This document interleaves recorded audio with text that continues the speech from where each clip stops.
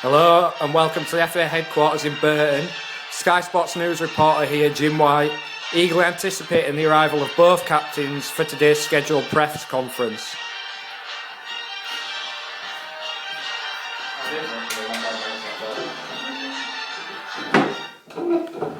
Good afternoon, gentlemen. How are you both doing? So we've devised a whole range of questions, mainly by taking part in a Q&A with fans and squad members alike. The first one's from Tom Bramall regarding the fitness of both squads, but namely Matt and Lal. Well, when I named Matt in my squad, I know there'd be doubts on fans and pundits alike over his mobility and his stamina. But just look at the lad, look at that strength and power he's bringing to the table. His hold-up play is magnificent. So obviously when you've got that up top, it more than makes up for any doubts on his stamina and mobility. Because we've drafted him special for this game after having a look at the United back line. There's no real physicality there, and we honestly think Matt and Lal will run riot on the day. I can't see the lad lasting no more than 10 minutes, to be honest. He's built well, but he won't last. So secondly, we've got a question from Matt and Lal himself, which regards alcoholism within both camps. I mean, will you be taking a zero tolerance policy towards alcohol before the big game? Well, we've got a good team morale. The lads like a drink, but with such a big fixture in mind, obviously I've told them to cut it back and we've banned any drinking prior to the game, because obviously we don't want the players polluting their bodies before such a big fixture. So I think that our no tolerance policy towards polluting the players' bodies prior to such a big game will be the difference on the day. I echo them sentiments, Dave. All our lads we like going out as a team, and occasionally the odd part will get drunk, but from now on that won't be the case until after we run on Tuesday. A similar question from John Simmons, who reports that local newspapers have photographed players from both camps smoking. I mean, is this something that worries you? Well, we'll be investigating these reports and seeing who the players involved are, and we'll be sitting down and having a word with them. But off the field, they're grown lads, they're a grown bunch of lads, and they can do what they like as long as it doesn't affect the performance, and as long as they're not taking liberties in the run up to the big game. I mean, the pictures could be old pictures of our lads smoking at the dugout such a big occasion. You know what these media whirlwinds are like, so we'll see what unfolds after investigating with the club. Yeah, as far as I'm concerned, it's not an issue that really bothers my team.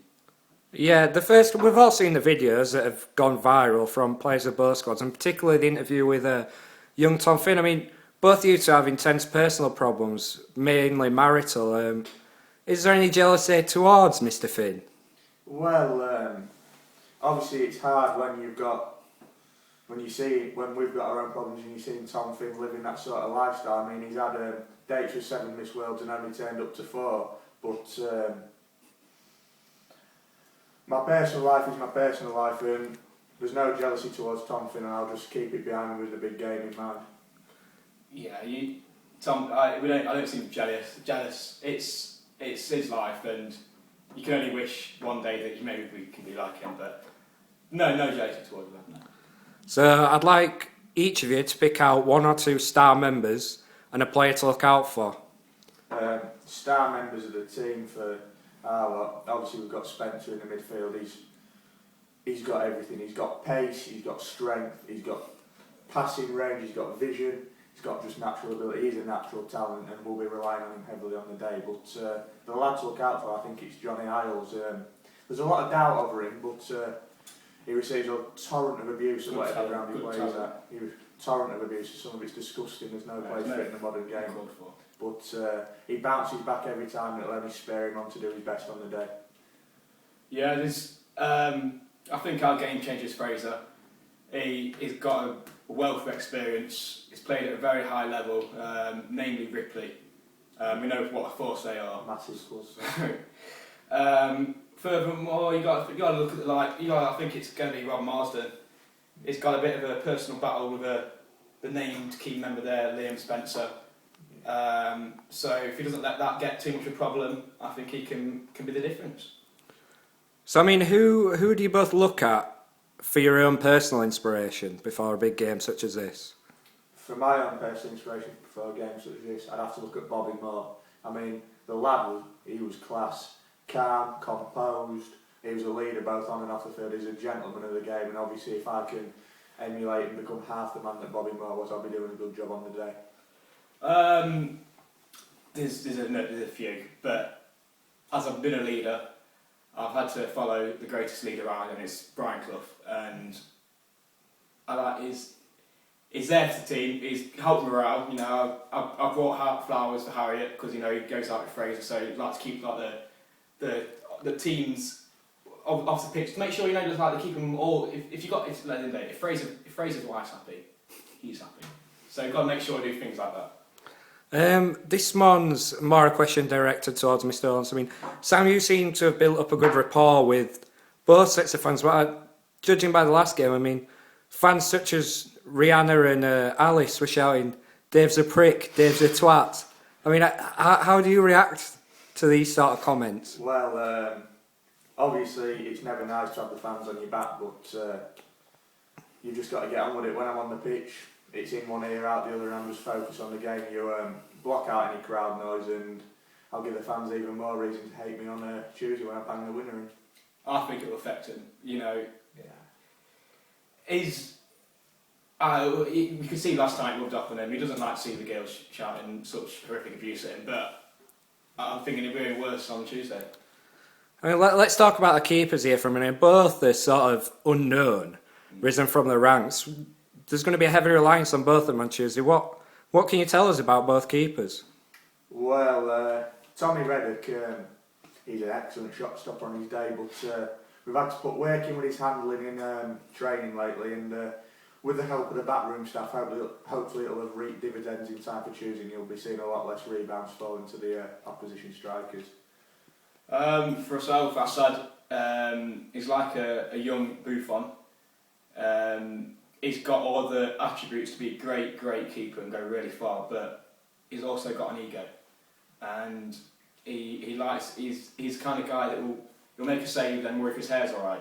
So we're just kind of been worried that we get the right balance between that, and I think we've got no worries about our keeper.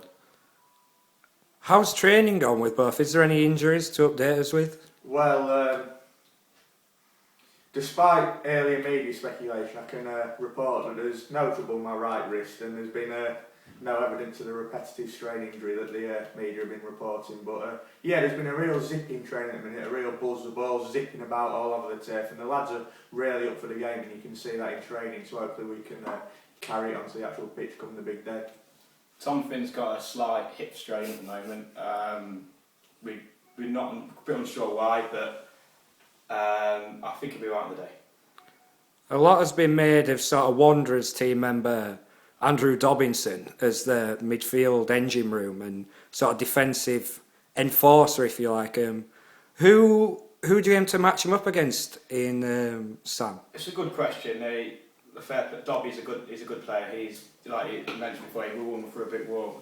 So we can only fight that and put John Simmons onto him. Both powerful presences, and I think we was going to put Danny there, but I think Dobby would run straight through him. So we've got to stick John there. How big of a match is this for both of you?